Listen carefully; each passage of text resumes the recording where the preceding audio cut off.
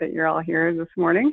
We're going to give it a couple more minutes while people are logging on, and then we'll go ahead and get started.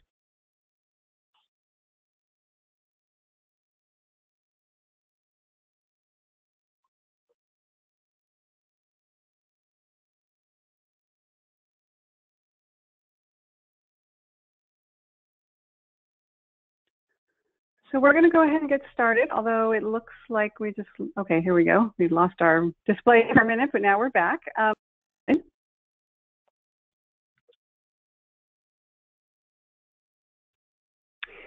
So before we get started, I wanted to share some logistical information. So most of you are probably listening on your computers, which is fine.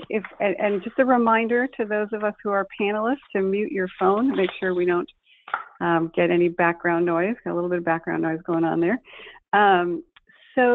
If you have any trouble with the audio, you can also try calling in, and the call-in number is there on your screen, but hopefully everybody can hear us okay.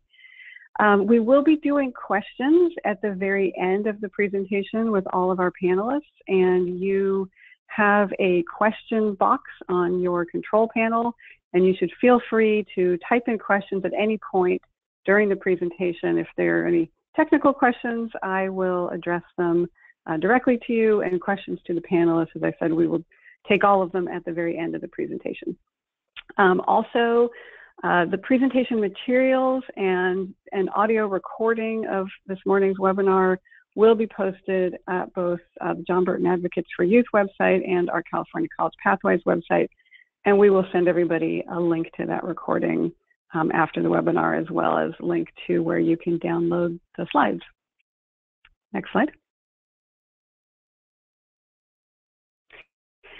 So I'm very excited this morning to share with you who our panelists are today. So as I mentioned before, I'm Debbie Rauscher, Program Director with John Burton Advocates for Youth. I have with me this morning Deborah Pruitt, who's a project manager with John Burton Advocates for Youth, and she was really the lead researcher on the report that we're going to be discussing this morning. We have Marina Lomelli-Fox with Chico State. We have Xochitl Sanchez with San Francisco State, and Janet Perez Molina with UC Irvine, and they all run their various foster youth support programs at their respective institutions. And we're so excited to have the three of them with us today to share some of the practices that they're engaged with on their college campuses. I just want to note a thing, which is that we have a lot of examples in the report of various things that people are doing on CSU and UC campuses, and we wished we had time to have everybody on to highlight everything. Of course, we couldn't do that, so we selected a few, but I would just encourage folks to read the full report, and you can learn more about what other folks are doing as well. Next slide. So a little bit of, okay, a word about the report itself. So this webinar is to discuss a publication that we issued a couple weeks ago called Stepping Up for Foster Youth. And we will be sending the actual report out to everybody who's on this webinar this morning, so you can have the full document. It's also posted on the California College Pathways website. So again, we're going to really be highlighting the main issues that were found from the research that we did and from the information we were able to gather from the CSU and UC campuses that are reflected in the report, but we won't be able to cover everything. So feel free to download that report and read it at your leisure. Next slide. So a little bit of background about foster youth in higher education. So we know that, estimates are about 93% of foster youth state that they want to attend college. So there's a strong desire on the part of foster youth to go to post-secondary educational institutions. However, unfortunately, research has shown that by age 26, only about 4% have attained a bachelor's degree, and that's compared to 50% of the general population. So there's this huge disparity in terms of the number of foster youth who would like to attend college and those who are actually successful. And so we did this report to start to look at some of the ways that we might be able to improve those outcomes over time. Next slide. So a couple of other sort of just pieces of background information. Based on the research that we did, we found that there's about 4,400 foster youth who attend four-year universities, public four-year universities. So we didn't include private universities in our study, but the CSUs and UCs, there's about 4,400 foster youth. And so we know that about 85% of foster youth who attend college do start out at a community college. And yet we do have 4,400 foster youth who are attending a four-year university. And so while this is a small number relative to the whole university population, the state really has a very unique relationship with these students because they're in the foster care system, because they were removed from their home by the state of California. And the state really did take on the responsibility for care and custody of these young people. There really is a very unique relationship that exists there that doesn't exist with any other student population. And the fact that it's such a small number, in fact, makes it quite feasible to make accommodations and to enact policies that are really targeted towards this population. And the combination of the fact that it's a small number and there's this unique relationship really makes it very feasible to put things in place that can help change those statistics that we talked about earlier. Excuse me. The other thing that I just wanted to share as background is that there's a lot of programs and initiatives in place at the CSUs and UCs to help support foster youth already. But what we found is that campuses have quite a lot of autonomy. And as a result, there's a lot of variability in the environment that exists for foster youth across different campuses. So there's not necessarily consistency in terms of what policies are in place, what's available to foster youth. And so we really wanted to put this together to highlight, what is out there and how can we really make sure that all institutions are doing everything that they can to help this very vulnerable population. Next slide. So what was the purpose of the study? One was to assess the current state of existing policies to support foster youth. So we did a survey where we asked folks from the CSUs and UCs to respond to a bunch of questions about what currently exists. And I want to say thank you to all the institutions that provided us that information. Second purpose was to spotlight institutional policies and best practices that can encourage other campuses to adopt similar measures. So we really wanted to highlight what is out there already that could be emulated by other campuses if they don't have something similar in place, so that all institutions are really availing themselves of all the different policy initiatives that we're aware of to help this population. And second, to identify areas where policy can be developed to improve student success throughout the systems. So the report starts out with actually a summary of recommended policies, what we recommend each CSU and UC institution put in place. And I just want to clarify one thing about the report is that we really focused on institutional level policies more so than program practices. We could have written a whole separate report talking about all the great practices that are in place that programs are doing, like the foster youth support programs like Guardian Scholars, Renaissance Scholars. This report really wasn't designed to focus on program practices, but more on institutional policies. Next slide. So just to give a very quick overview of what's in place in the law, what institutions are required to do already, again, just for some context setting.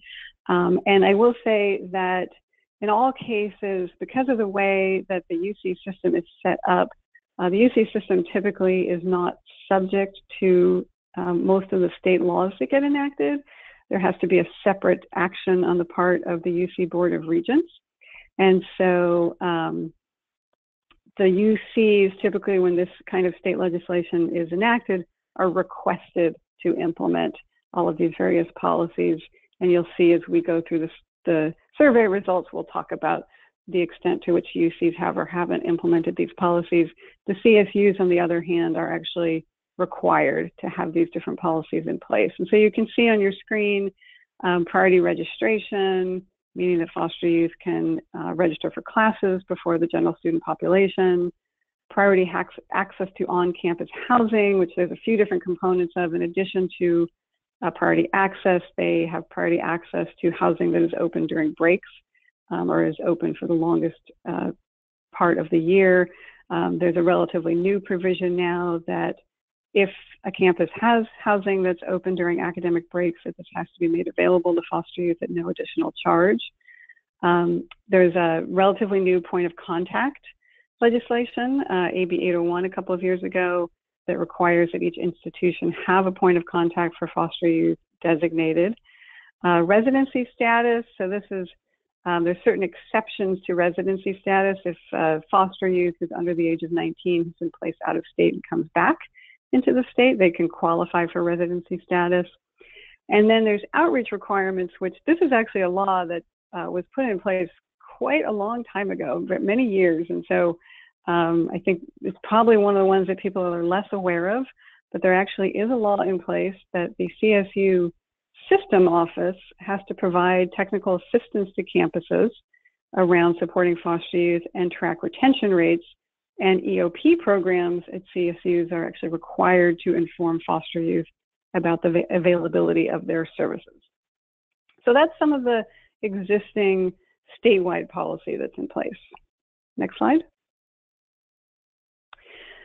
So if you read the report, you'll see that we structured it to align with the California College Pathways Common Agenda, which is focused on supporting foster youth to achieve 4 important milestones. And as we go through this report, you will see that all of the various policy initiatives that we recommend are structured around these 4 milestones. So equipping foster youth with the resources that they need to be successful, ensuring that they enroll in college or training program, that they persist and eventually earn a degree or certificate, and then ultimately embark upon a career.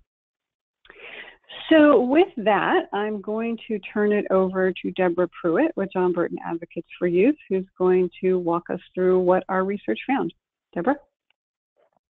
Thanks, Debbie. Good morning, everybody. It's really good to be with you all.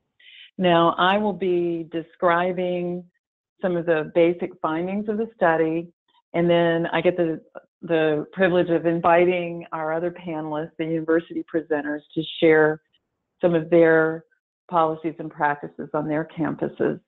I just want to take a second, though, while I have it, to thank everybody who contributed to this study, because everybody was very forthcoming and really responsive. And while serving the foster youth that they do so intensively and with such care, they were willing to respond to pesky questions from us a lot, quite a few times. So I'm really grateful for that. And this is how we learn so many valuable things that we want to share with you today.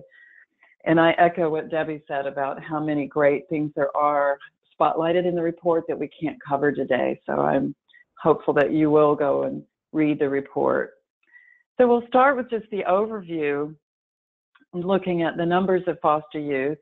Now, I'm going to try to talk fairly quickly through a lot of these basic data findings because that's easily available in the report, and it's more interesting for you to get to hear the other panelists. So I'm going to go kind of quickly on some of these things. But we do have about 2,832 identified foster youth in the CSU system in 2015-16, and about 1,587 in the UC system.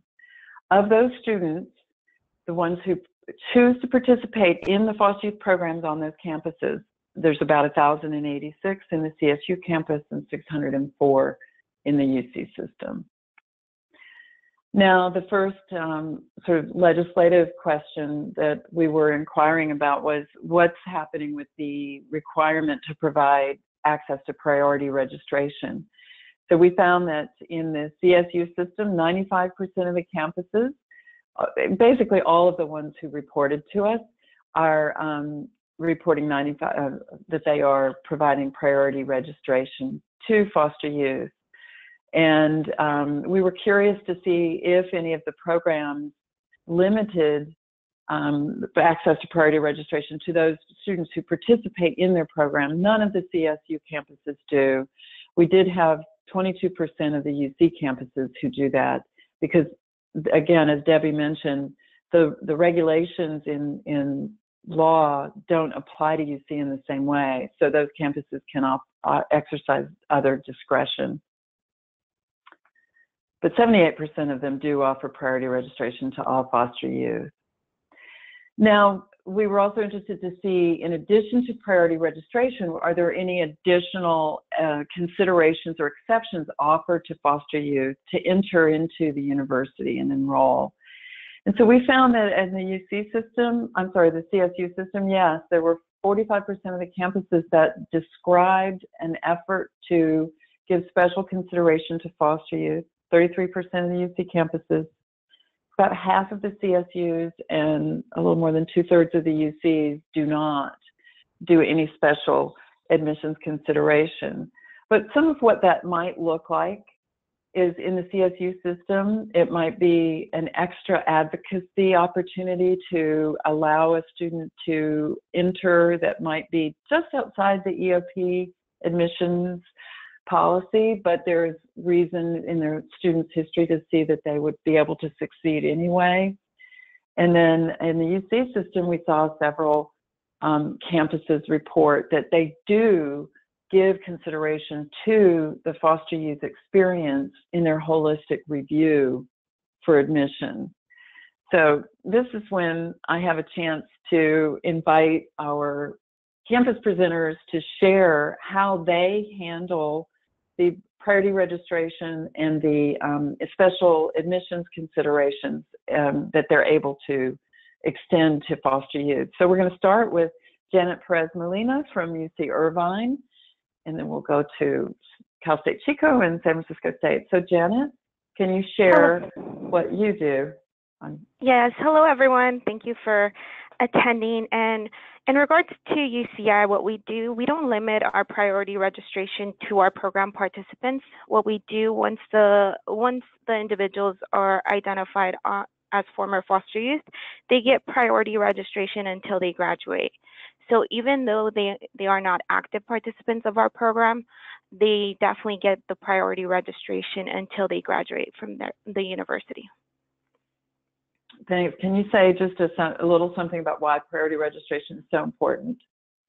Priority registration is extremely important in order to select their classes and in regards to scheduling, also work when they have to work, and internship requirements, having the first seat in regards to selecting those courses, because they do tend to fill up depending on the major that they're moving towards. Thanks, Janet. Great. And then we have Marina Lomeli-Fox from Cal State Chico. Hi, everyone. Thanks for having me on here. So at Chico State, we also provide priority registration to all verified foster youth, even if they're not participating in our program. So I'm glad that we're able to do that as well.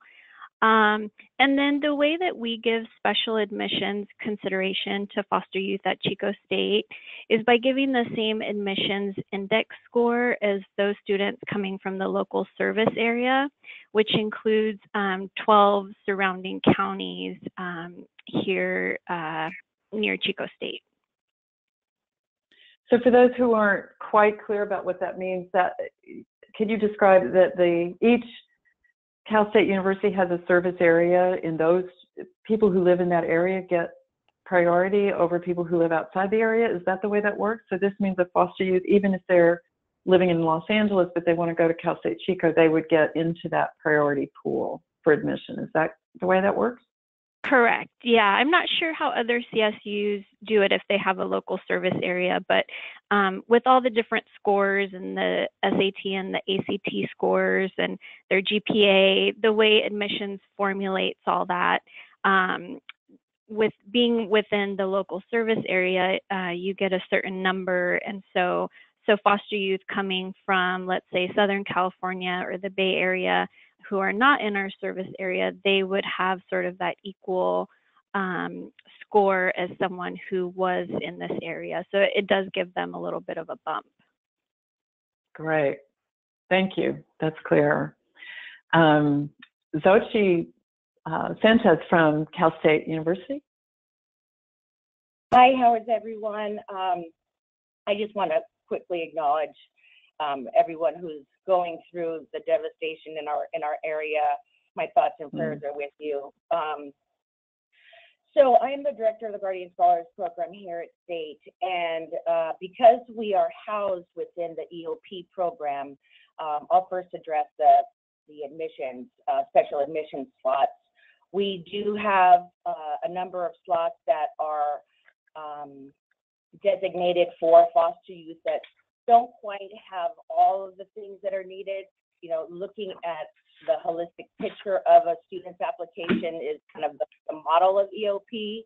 And so we work very closely as an admissions office with our university admissions office to make sure that they're identified early, and we're able to work with them right as soon as they started their application and had submitted it. Priority registration is an incredible thing for a young person because they in fact do get first in line, and we are able to, through our CSU liaison application, we're able to identify every foster youth that self-identifies and pull those numbers, and then we in turn invite them to the Guardian Scholars Program. Even though they do not, some don't want to be a part of the program, that's okay. We can offer priority registration.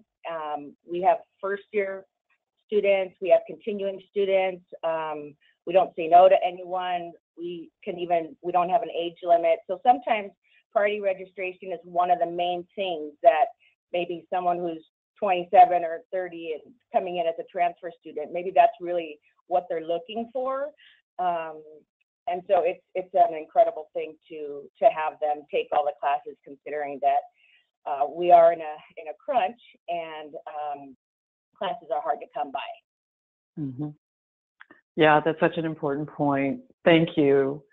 You know, this is part of what we learned so much about. Each campus has different conditions, and doing some of there's variability in what is happening, even to where Cal State San Marcos and San Diego and Riverside have agreements with their local counties to guarantee admission for qualified students, foster youth students, into their universities. So out of these different ideas and what we learned, we devised recommendations for policies that would support foster youth in their enrollment. And so these are delineated in the report. The first is to offer guaranteed admission to foster youth at CSUs when a student meets the minimum eligibility requirements, and or provide foster youth with the same admissions preference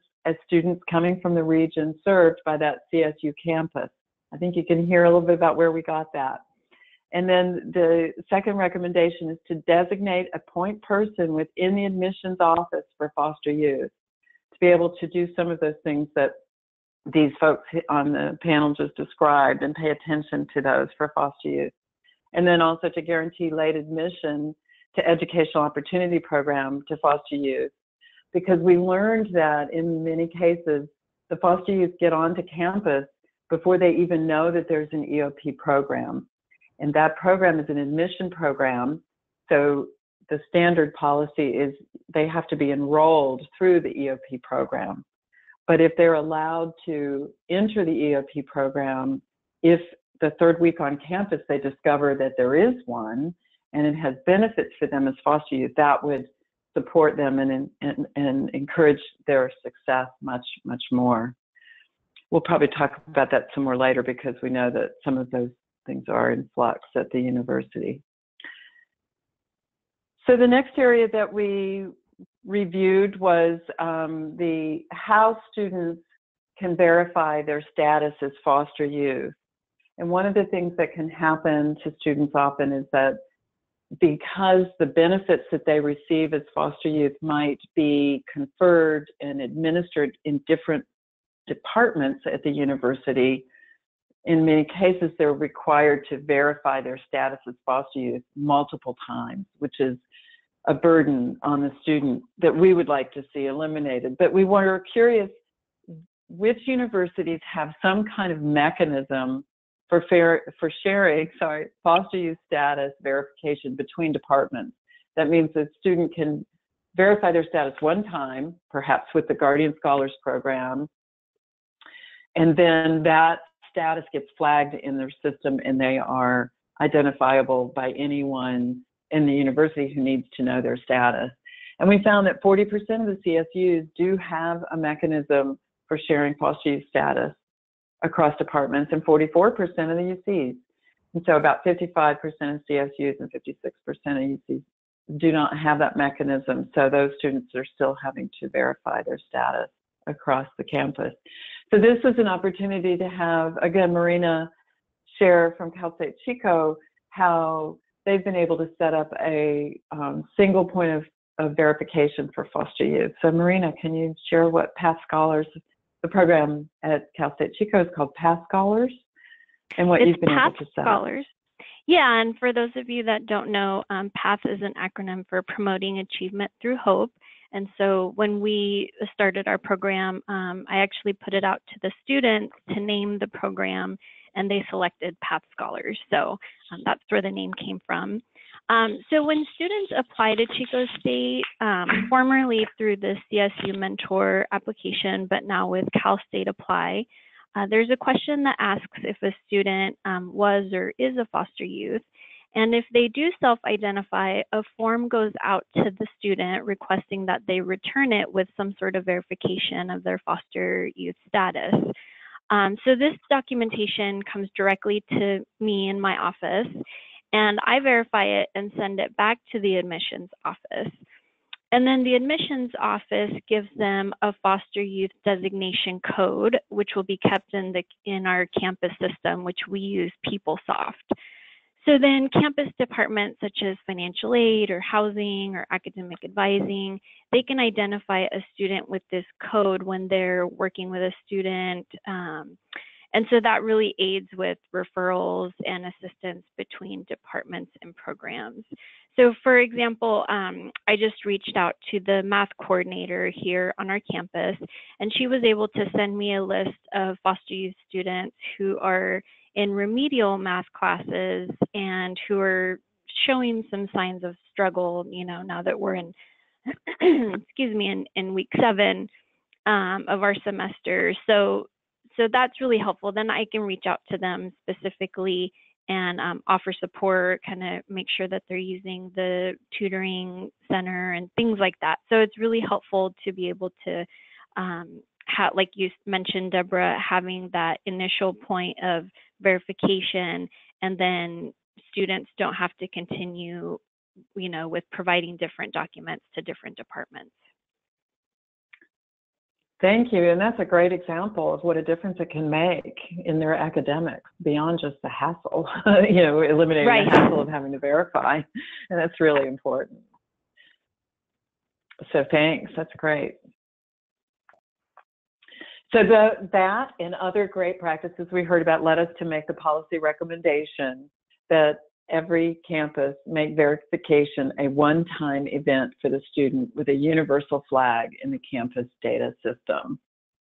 Now you have a great story to share about what a difference that can make for the students. So another area of, and we're working in the theme of enroll in college or training programs still. This is the first milestone. How do we help the students get enrolled? And one of the hurdles is often around paying deposits. So this can include intent to enroll fees and any deposits on housing and so forth. So we asked how many campuses allow foster youth to temporarily delay the payment of any of those fees until their financial aid is received, which can make such a difference. Even $200 can be insurmountable for many foster youth. 82% of the CSUs do allow that deferment, and 62% of the UCs. So that was good news. We have various sort of campuses that do automatic kinds of deferments once the student is identified or verified as a foster youth. So again, Chico State was an opportunity to highlight how did you get that set up, or how does that work? Marina. So again, at Chico State, as you mentioned, we automatically defer the housing deposits for all students that were verified in that initial process. So we really worked closely with housing and, really just educated them on this population and what their needs are. And as you mentioned, I mean, $200 is huge. Ours was $300 or is $300. And so students knowing that they can defer that until their financial aid comes in August, when they're starting the semester, it's one of the most, I would say, paramount things that is helpful to students in that sort of relief of knowing, okay, well, I don't have to worry about paying that until my financial aid comes in.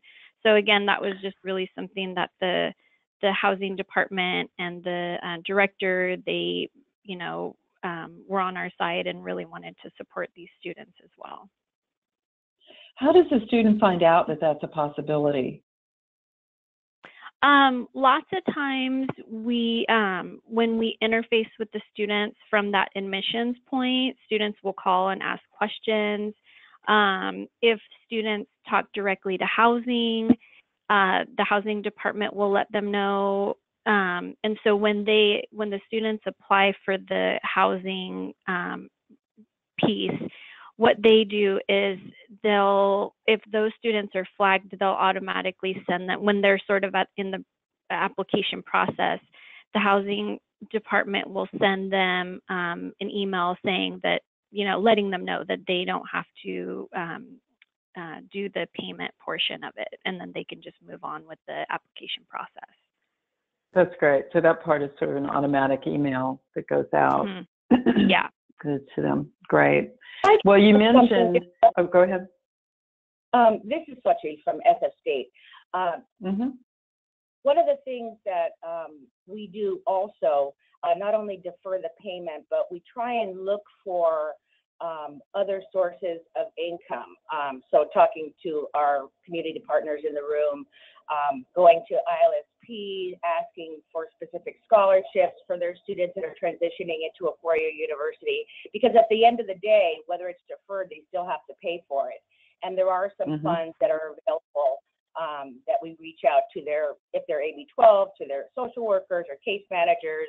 And in turn, if we get some kind of documentation that the check is coming, then housing will wait on that and it won't be deducted from their financial aid package. So it's a teamwork effort. That's great. Those are great tips. And what you both are describing, and I think it's important to call out here, is great communication and collaboration with the housing department. And we're going to talk more about housing in a couple of minutes, so we'll get more opportunity to get that. But this financial piece of getting just the first step made, paying a deposit, is such a big hurdle that connection that you're describing is clearly a key to that, to the students getting some relief and getting access. Yeah, so we'll talk some more about housing in a minute. And thank you, both of you. So from this kind of communication from the campuses, we devised the policy recommendation to automatically waive intent to enroll fees for foster youth who identify on their application that they are foster youth, and to automatically defer housing deposits until financial aid is awarded. So that's a campus level policy that could be enacted that would eliminate that hurdle. The next area we focus in is what we falls in the milestone area of equipping students with essential resources. Obviously, financial resources are key to succeeding in college and university. So there are a couple of points to make as context here. Because of their particular circumstances, which probably everyone on this webinar understand, foster youth need a more personal attention with the procedures of applying for financial aid, of securing the best possible financial aid package, of following through on all of the verification procedures to make sure that they get their financial aid, and also an extra sensitivity to those challenges that foster youth face when packaging financial aid. And part of that means working to minimize the loans that these students have to take on, because they have no structures of support to help with that. So that kind of understanding does not exist with everyone in the university systems. And so the kind of education and sensitivity development that could help these students is really important. And I think we've seen particular extraordinary development in that area at San Francisco State. So this gives Xochitl a chance to describe what you've been able to do to strengthen access to financial support for students at SF State. Okay, yeah, we started the program in 2004, so now we're in our 13th year, and the financial aid piece was obviously critical to keep us moving and our students and have our outcomes be the way that they are. We originally started with the CHAFE and designating the financial aid office designated the person that was awarding the CHAFE to be our liaison. And we meet with them individually when we get our rosters, starting with the summer, with our summer bridge program. And I train my case managers to be able to train the students, to meet with them and go over their financial aid package. So ultimately they're in control of what it looks like when they're looking at their student aid report. And that person really looks at the overall picture, trying to maximize grants, scholarships, and minimize those loans. So many of our students are leaving without loans because we've been able to guide them. For instance, taking out their work study would allow them to get all of their CHAFE grant, or making sure that that we work with the last dollar in on scholarships so that they can get all their SEG grants, their Pell grants, and everything like that. And it's, it is something that takes the time, but when we do it all together, it helps everybody understand what to do next, because they have to apply every single year. So training the students, training the staff, and also making sure that we're in close communication with our financial aid office, who gives us the CHAFE list. That connection is just incredible, because that in turn gives us, if someone gets a CHAFE, they're definitely eligible for priority registration and other types of services. So that could be an indicator as well. And we have everybody meet them. So our liaisons are a part of our Guardian Scholars orientation, along with housing and every other person on campus that they really have a close contact with. Coming to our orientation, meeting them, knowing that they can share their work email, and making sure that they have that close connection. And like you said, being a Guardian Scholar in our campus, they don't have to go through their whole story. They know exactly who to contact and who is trained and sensitive to work with their specific needs. That's phenomenal. This is great to hear. And what you just said, several of the things you made very quick reference to some very technical details about how financial aid is packaged and awarded. And so that it has helped lead to our policy recommendation, which is to designate a foster youth advisor in financial aid, so that there is someone in financial aid who's sensitive to the needs of foster youth and who's engaged in helping make sure that those, you mentioned, Xochitl, scholarships last. And for folks who don't understand what that means, as I understand it, is that you want to make sure that scholarships are the last piece that goes into the financial aid package, so that grants are awarded first and the scholarship doesn't reduce the amount of the grant that they can receive. Is that correct? That is correct. And with the new change to the FAFSA, the federal application for the federal application for student aid, it is now open. So just when the onset of our admissions cycle is opened, October 1st, so it's happening now. October 1st was also the date that a student could apply for financial aid. And that's extremely helpful to help a student decide where they're going to go based on their student aid report that they get, the amount of money that is offered to them for school. In the past, it opened up in January, it closed in March, and it really left students holding a lot of anxiety because they didn't know what kind of aid package they were going to get. But now I encourage everyone to make sure that they apply quickly, because when I met last week with our financial aid person, they said, you know, that the pot is full right now, but they're awarding students very early. And so the quicker that they get their application in, the better. There's more money to be moved around and awarded to their package. So you so beautifully illustrated the value in having special foster youth advisors that have all of that knowledge and appreciate and sensitivity, that are in the financial aid field and can really help those students get the best possible circumstance. So thanks, Sochi. It's great to hear. Yeah. So now we're going to move to another very important part of equipping students with essential resources, which is housing and secure housing. So we wanted to see how are the campuses doing on implementing the policy that requires them to, the CSUs required to provide foster youth priority access to on-campus housing.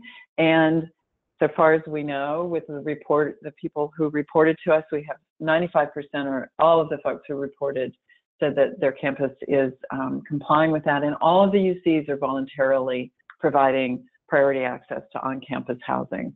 So that is great news. I just want to mention a few of the challenges that go with this. With housing is the timing, when commitments need to be made to secure housing is early in the life of many students, especially first year, when they're figuring out, can they go to university? Where are they going to go? How are they going to get the money? Meanwhile, they have to make a commitment to housing, which can be terrifying. And then the identification, the difficulty in finding and identifying those students to help them navigate those decisions and make good informed choices. So what we've learned is some of the campus programs have devised some pretty impressive strategies. One is what you've heard described now, is working so closely with housing. And in some cases, they've been able to extend the deadlines for foster youth, so that if a foster youth shows up even after the deadline, they're able to get a place. And in some cases, they've been able to just reserve a certain number of rooms for foster youth. Often this is a few in number, but it's critical for those 3 or 4, 5 students who might need it. Sometimes it's 1 or 2. So those campuses have been able to ensure that the foster youth get housing. And then we were checking to see where the campuses were on implementing the providing housing during term breaks, the regulation that requires that if campus housing is open and available during breaks, then foster youth have to be offered the opportunity to stay in their assigned housing during the break. 90% of the CSUs have implemented that, and 100% of the UCs provide that to their students. And then there's also a regulation that if the housing is open during the break, the campuses give priority to foster youth to stay in housing. And again, that is widely implemented. Good news. Lots of good news here. The regulation that came in under Assembly Bill 1228 requires that if the housing is open and available during term breaks that foster youth can stay in their housing at no charge. CSU, 76% have implemented that. And in the UCs, voluntarily, 44% of the UCs have implemented that policy. Obviously, opportunities to do some more of that. But then we have the challenge, a special challenge with summer. Summer is considered a term, not a semester break. So it does not fall in that requirement to allow students to stay in their housing. Many students don't need to stay on campus, but some do. So it becomes a big challenge for how they're going to stay in a stable housing situation that's affordable. One of the things that often happens is that they have to pay for summer housing in addition to their semesters, and that adds to their loan burden. It is getting a little better now that the summer Pell Grant has been reinstated, so students can get some financial assistance to help pay for housing. But it's especially tough for first and second year students who are still going through that transition of getting independent, if finding out where they are, you know, if they're going to move out of campus housing and into apartments, that takes time to figure out, time to find housemates and things like that. So these are very challenging transitional issues. Some are being difficult to remain stable and even take a summer class if needed. So again, San Francisco State has been able to establish a pretty phenomenal housing and food security plan for their foster youth. So we get to hear Xochitl describe that. Yeah, so our program is pretty much 100% externally funded with foundation grants, individual donors. I work very closely with our Office of Development. And for many years, we were fundraising to pay back the money so we can pay the housing office to make it go back in the general fund. And I was just spinning my wheels in order for us to grow as a program and hire. And what we did was we started a whole career pathways program. But we went to our campus president and we worked with our housing office to make sure that, you know, it's a no-brainer. The dorms and the residential life community is pretty much empty during the summer. So we proposed to them, you know, we'll pay for PG&E, we'll do this, we'll do that, but just have our students all live. And so during the summer, and we have a lot of institutional support at San Francisco State, so it was pretty phenomenal when they went ahead and kind of gave the go for us to continue to advocate for our program and our students. And so there's a couple ways that I'm sure other universities can kind of adopt the process that we went through. The housing is pretty much a private part of the university, and I know a lot of programs are out there, and universities have this kind of private industry that runs the housing, along with the food, the dining center, and who runs those programs. So if you were to ask them, you know, can you give us a break on the housing? No, but they, as a organization, as a for-profit organization, they also contribute to the university, and so they have specific scholarships that are or money designated for programs to use in terms of food security and basic housing needs. You know, for instance, Sodexo is the person that runs all of our housing, and they're a huge conglomerate, but there is always connections for them getting our contract and, you know, them putting money into the university. So I would encourage you to look into the University Development Office and see what kinds of set-asides they gave to be used for that. We use that for our program. And so in turn, the university gives us an unlimited amount of spaces, and we have a themed community. So all of our students, it's not just first and second year students. We have students that want to save some money during the summer. So it's a big cost relief for them. and everyone is housed together. Everyone has a meal plan. Every day they can eat, and they're all living together. So it kind of tightens the community bond. They get to be with their other Guardian Scholars, whether with different types of levels, first year, third year, and everybody kind of supports each other during that time. And we just kind of make sure that we offer them different types of opportunities with housing. We have a lot of our students who are residential advisors. They're the RAs, so that's a big relief for them. A lot of our students are employed with the university. That's a big piece to also make sure that, you know, they could be working in the dining center. They could help during the summertime, and that really just offsets a lot of the costs that they have. But we're very fortunate to be able to provide free housing and meals for any student that needs it during the summer. Last summer we had about 45 students take advantage of it. That's terrific. Thank you. Good to hear some of those specifics too. I think it's helpful to folks. So the next area of happen. Sorry? Just to say, the fundraising still needs to happen, and we give off-campus stipends for those that want to live off-campus. Okay, great. Good to know. Okay, on the housing security side, there are a couple of other challenges I just wanted to mention briefly. One is options for emergency housing.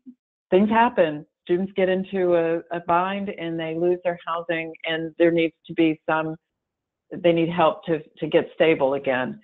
Some campuses have been able to get some set-aside rooms from the housing department, so there is some emergency shelter for a few days while the students get established into some more secure housing. Also, a big challenge for a lot of foster youth is the fact that they might have a child or children. They might have a partner, be married, and so they need access to housing that is beyond the standard sort of student dorm room.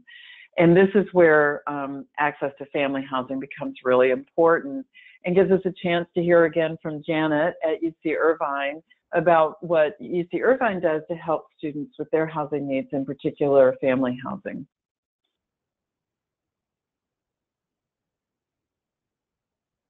And Janet, you might be on mute. If you are, Hello? unmute yourself.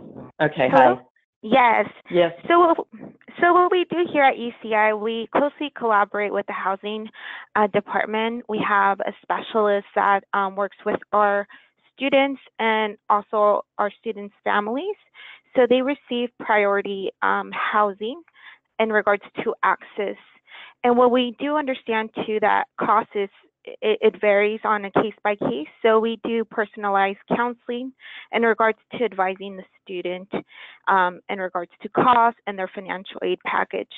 What we also do is we work with the housing department to extend the deadlines in regards to the deposits, and also they have early access to these units in advance, so they don't have to wait till move-in date.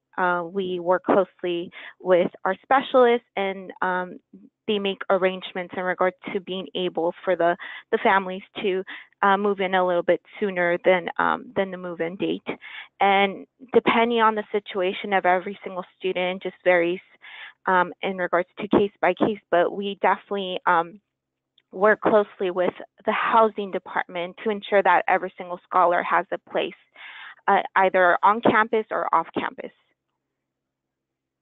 That's great. Good to hear. It's so important to remember that not all foster youth follow, or not all students follow a standard pattern. So our policy recommendations around housing include fully implementing all the policies that already exist that allow foster youth to remain in campus housing during breaks at no extra charge. Partner with THP Plus and THP Plus FC housing on campus. A few universities have done that, so they're able to provide on-campus housing with THP Plus. And donation of summer housing, and I think we got a good description of some of those possibilities from San Francisco State. implement policy where family housing is available, provide housing options to students with children and or partners, as UC Irvine is doing, and develop short-term emergency housing resources. Another area that we know is a big problem on campuses today is hunger and food insecurity. So we're just briefly going to touch on this. It really came up in our research about how important it was to do something about this. 25% at least of CSU students are food insecure and 20% of UC students. Those numbers are much higher when it's foster youth. Now, many of the solutions, the campuses are coming up with campus-wide solutions that are available to all students who are food insecure, and those benefit foster youth. And of course, the foster youth programs work very hard to make sure that students are food secure. But a few of the ways that these programs have worked is to provide CalFresh counseling and assistance with the application, complex procedure, offering food pantries, so there's always some food available, ensuring housing placement that has cooking options, and as we heard just a minute ago, providing meals during breaks when, even if they're on campus, many times the food services are closed. And so I wanted to hear just a bullet point from each of the three campuses here. What is it that you do that helps make a difference for foster youth with food? If you can just tell us one thing. Marina at Cal State, Chico. I should say So Chico traditionally, State. thanks, Deborah. So at Chico State, traditionally, we've addressed this issue of food insecurity by placing students in apartment-style housing, so making sure that they have kitchen facilities to prepare meals, and then we also help them apply with CalFresh. So new this year, we actually did a themed housing. So that includes, it's a resident hall unit for foster youth with 19 beds, and actually a large community kitchen. And so it's more affordable than other on-campus residence halls, and will be available year-round, including summer of next year. That's great. Exciting news. Yeah. And Xochitl at San Francisco State? Yeah, so on our campus, there was a committee formed, a campus-wide committee, and the results of that have been great. We have a pop-up food pantry, which is every Monday, and that's something that they started with a pilot with our Guardian Scholars and our EOP students, and that's going very, very well. There's always apples in the office and potatoes and, food. Everybody brings their bag, and they take advantage of that. So we're hoping that as a rollout with us, it's going to continue working with the food bank. Another thing that we did this year for the first time was we partnered with our county and the CalFresh office, and we had 2 sessions. The first was to give the students an opportunity to get all their documents together, train them on it, and then the following workshop, the workers and the county workers, everybody at CalFresh, they actually came to our office, and on the spot, they registered them for CalFresh and make sure, we made appointments and they came, and the eligibility workers were in my office and making sure that our students were getting it. And I hear it all the time. I can't believe it. I have $190 for food now. And, students are living off campus. It's a huge thing. So we've been able to register and make sure that those that are eligible receive the benefit. Thanks. Great. So Janet, do you have a spotlight for what you're doing at UC Irvine? Similar to our the other universities. So we closely work with CalFresh. We have a representative that comes every single quarter to make appointments with our scholars. We actually had our grand opening for our Fresh Basic Need Hub, and it's a pantry for scholars and the UCI students to grab 2 bags of groceries, no questions asked. They just come and swipe, and every single week they're able to receive 2 full bags of groceries. Also, they do come and present workshops on how to cook healthy and on a budget. So they're able to be healthy, choose the healthiest options, even though they're on a budget. So we also offer the emergency meal swipes. So students that need access to meals, they receive an additional swipes on their student IDs. Brilliant. Thank you. Good news. Now, we're always looking for the policy angle, so it's not dependent upon individual people doing great things. So our policy recommendations around food security is to ensure that students have access to CalFresh in the ways you just heard described, that they place students in housing with kitchen facilities, or at least providing access to kitchen facilities during term breaks as a policy, and that they provide access to emergency food resources. Now, the next few slides I'm going to move through fairly quickly because these are basically tables that exist in the report. I want to encourage you to go look there. But we're giving a quick overview on where the program, the support for these programs that you've just heard so many good things from, comes from. So we got an overview on the funding, I'm starting with institutional home. Where are these special support programs for foster youth housed? So in the CSU system, 62% are housed within the EOP, the Extended Opportunity Program. 38% are standalone.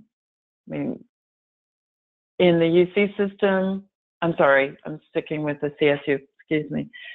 We asked the question, does participation in the program require admission to EOP? That's that admission program. And 29% of the CSU said yes, 71% said no, they can have students in their program even if they're not in EOP. Very important to those students who don't know about EOP when they enter the university. Again, UC is a little different. They don't have EOP programs. So 11% of their programs are housed in admissions, 67% in some area called something like student success or equity programs. They often have very different names on each campus. And 22% are standalone. They're really externally, independently funded and stand apart. Now, when it comes to staffing and who funds that, we were happy to learn that all of the universities pay for some staff to support foster youth. It can occur a different type of staff. Some is shared with counseling and program coordinators and so forth, but 91% of the CSUs have one or more full-time equivalent position funded by the university. And equally encouraging is that 78% of the UCs have one or more full-time equivalent positions funded by the university. That helps create security around that program that makes it sustainable for foster youth. Then we asked about non-personnel program costs and whether the universities receive any funds from the university. The programs receive funds. So in the CSU system, 14% receive university funds beyond personnel costs. 64% receive outside funds. They're raising money from philanthropic foundations. And 23% of CSUs have no access to funds for direct assistance. They're providing counseling and support in that way, and they don't have any money for direct assistance. With UCs, 33% are receiving university funds, and 56% receive funding from outside the university and philanthropic funding. 11% have no access. So that leaves 5% of CSUs and 11% of UCs that receive no direct university funding. Then we asked about assistance, direct assistance the programs are able to give. I'm not going to recite this table. You can get it at a glance. But there are various ways that programs provide direct cash assistance to the students, from emergency funds to help with transportation costs. Then one of the things that we hear all the time that is so important to foster youth, surviving and thriving on campus in their academic programs is having a space where they can go and gather, meet, be, study, and creating that sense of home and belonging, that they really do belong on campus. And so we wanted to just hear for a minute from, again, Chico State. You described your experience of just moving into a new space and what you've seen happen for the students with that. That you could spotlight for us how important it is that the universities provide space to the students. Yeah, very important. And as you mentioned, we were just recently given a designated space. We had our opening in May last semester. So students have really connected with the Past Scholars Center, which offers a real safe and comfortable environment, as you mentioned on the slide. I think the most magical part for me is seeing the students interact and network and support one another, with the new friendships and bonds being formed.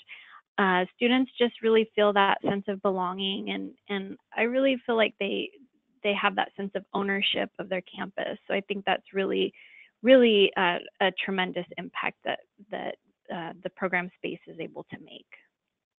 That's great. It's a great description of that sort of context for succeeding in your program.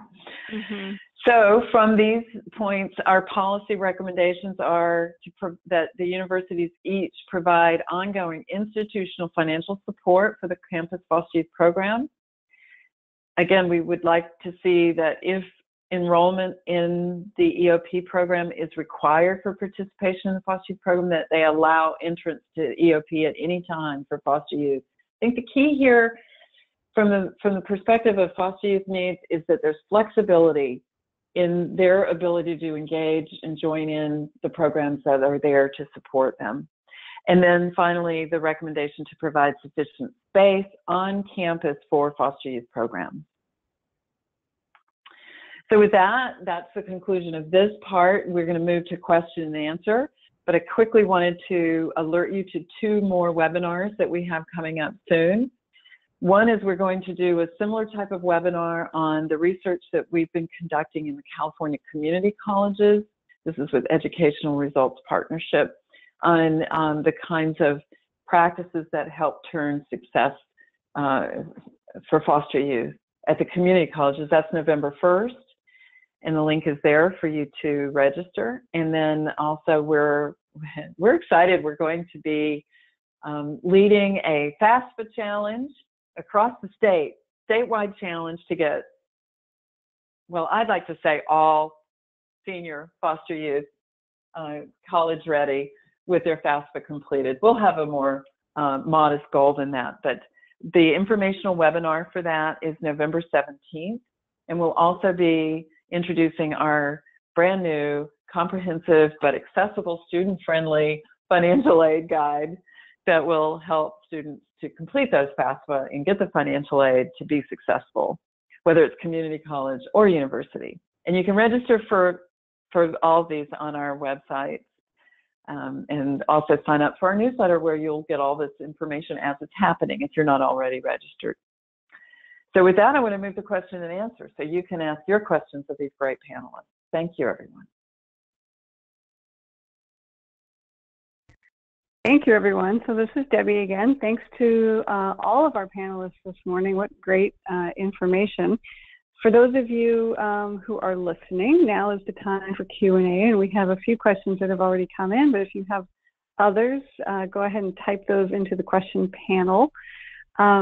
So the first question, I think this is probably one that's relevant to a lot of folks on the call, is there's a lot of folks listening who don't necessarily themselves work at a CSU or UC institution, who are community partners with a nonprofit organization or with a child welfare agency. So I'm going to put this question kind of to any one of the 3 of our campus representatives to chime in on how would a community partner go about sort of understanding what is in place at their local institutions and then helping to try to enact some of these policies that maybe aren't already in place.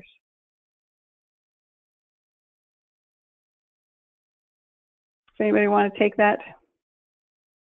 Sure. This is Sochi. Well, one of the things is just to align yourself with a higher education group or meeting, a group of community partners that share the interests, where you can get updates. Like, for instance, it's very, very important with all the changes to Cal Apply and the way that a student applies to the university that I just like to just pound this one in everywhere, to have a student apply to EOP on the onset of their admission when they are applying with Cal Apply. There's a prompt. We've changed the, it's not a separate application anymore. There's just 6 questions, and we've tried to make it very easy, but the deadline is November 30th, and I urge everyone to make sure when they're helping their students to apply to any of the CSUs, just to make sure that they also apply to EOP, so that they meet all of the qualifications, whether or not it's EOP standalone or other types of programs. It's a great benefit for students when they are at any university. Great. And that actually leads me into one of the questions we got early on about, Zochi, so when you were talking about the admissions criteria and how it relates to the fact that your program is part of EOP, somebody wrote in asking if you could just kind of repeat and share a little bit more information about that intersection between EOP and your program and the admissions process. Mm-hmm. Well, it made sense for me. I was already working within EOP, and it made sense to start the program with existing services. So we augmented the academic support by starting Guardian Scholars and making sure that we deal with the life piece. So we have 6 full-time clinical case managers who support our students on a very high-touch model. And it just makes sense because we have a specific academic advisor that works with our students who's a part of EOP, so that's a cost share. And we have a trio program, and that, it's just using all of the great things that are happening on your campus and putting them into one specific, and bringing everybody together so that they're working with the experts who are already doing their job. And on the admission side, when a student applies to any CSU, they are asked to self-identify as a former foster youth. And in turn, I'm going to be doing our queries every 2 weeks during the admission cycle until November 30th. And then we're going to be getting those names, and we in turn pull the query, and then we put it into our new database, and then they are invited to apply. So everyone gets invited to apply to Guardian Scholars. We also get the information, like I mentioned, from the financial aid office to make sure that if you're Chafee eligible, you're also invited to apply for that. So on the other end, attendees and encourage them to apply to their Chafee, to do their financial aid as soon as possible, and to do the application for EOP so that they in turn are notified and hopefully make the decision to come to San Francisco State.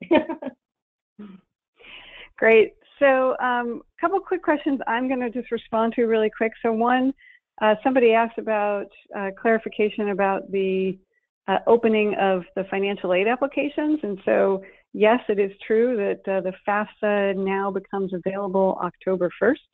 So the FAFSA for the next academic year is online, and people can start filling it out immediately. So I just wanted to clarify that. Also had somebody write in who just wanted to share that she, in terms of the admission policies, we mostly looked at special admission policies for incoming freshmen, and she just wanted to make the comment that having perhaps admissions exceptions for transfer students is important as well. So thank you for sharing that feedback.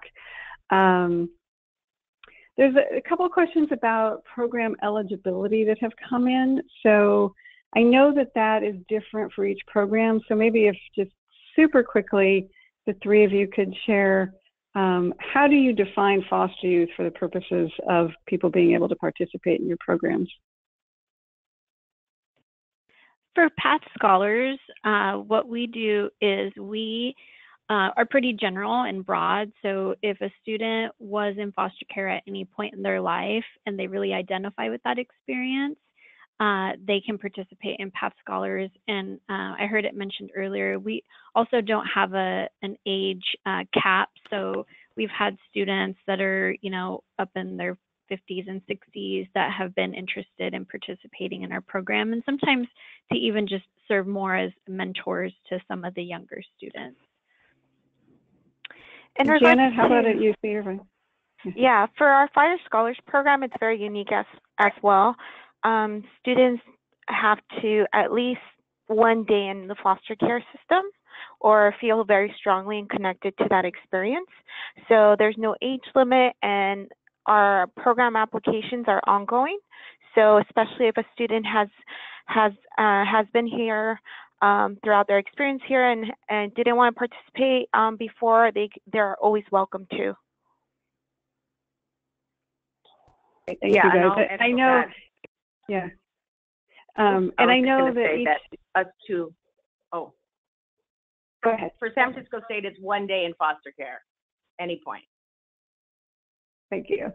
So, and I do know that it does vary by campus. Each one does have their unique eligibility criteria. So, these are three examples, but if there's a particular institution that you're interested in, you would want to reach out to them and find out what their eligibility criteria are. And we have on the California College Pathways website, there is a database that you can use to search for any institution, community college or CSU or UC that has a campus support program that'll provide you with the contact information for that program. One last question, we're pretty much at the end, but I'll squeeze in one last question. Do foster youth students need to be enrolled in classes to receive housing during the summer? I think this is for you, Xochitl, with your summer housing program. No, they're not required. If they have an internship, if they are doing something positive, working on an internship, going to school, taking a class at a community college, there's no restrictions on them getting the support during the summer. Great. So we're a couple minutes past our time, so we are going to wrap this up now. I want to thank the panelists again. I want to remind folks on the call, again, if you're not with a UC or CSU institution and you're interested in finding out about which of these policies are in place at your local campuses and maybe partnering with the foster youth programs to see how you can advocate for some of these policies to be put into place, I would encourage you to reach out to your local campus foster youth contacts. Again, those are all available on our waiting list, and see how you might be able to play a role in really ensuring that foster youth are getting all the support that they need to be successful. So thank you all for participating, and we look forward to seeing you on our upcoming webinars next month. This ends today's web seminar.